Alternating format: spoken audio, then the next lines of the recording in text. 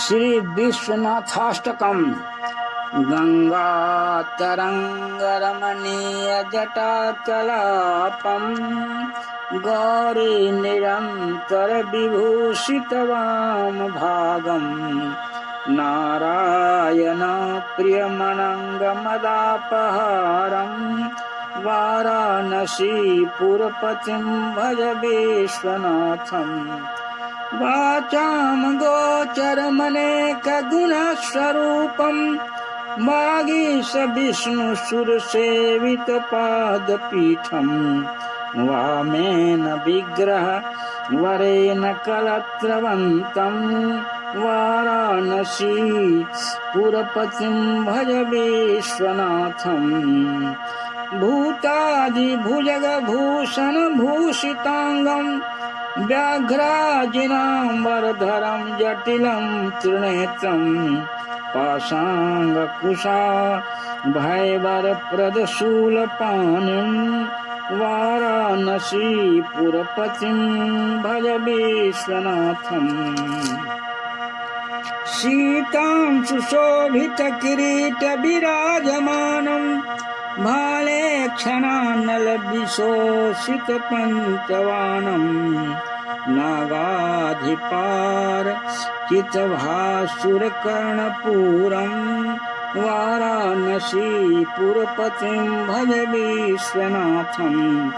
पञ्चाननं दुरितमत्तमतङ्गजानम् नागान्तकं दनुजपुङ्गवपन्नगानम् दावानलं मरणशोकजटात् जराटवीनां वाराणसी पुरपतिं भज विश्वनाथम् तेजोमयं सगुणनिर्गुणमद्वितीय मानन्दकन्दमपराजितमप्रमेयम् नागान्तकं सकलनिष्कलमात्मरूपम् वाराणसी पुरपतिं भज विश्वनाथम् रागादिदोषरहितं स्वजनानुरागं वैराग्यशान्तिनिलयं गिरिजासहायम् माधुर्यधैर्य सुहगं गरलाभिरामम् वाराणसी पुरपतिं भज विश्वनाथम्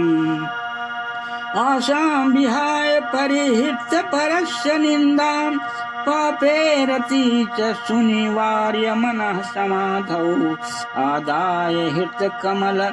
मध्यगतं परेशं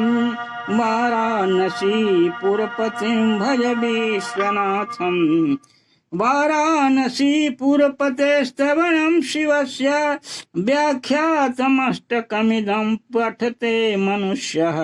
विद्याश्रियं विपुल सौख्यमनन्तकीर्तिं सम्प्राप देह विलये लभते च मोक्षम् विश्वनाष्टकम् मिदं यः पठे शिवसन्निधौ शिवलोकमवाप्नोति शिवेन सह मोदते। इति श्री महर्षि व्यास प्रणीतम् श्री विश्वनाथाष्टकम् संपूर्णम्।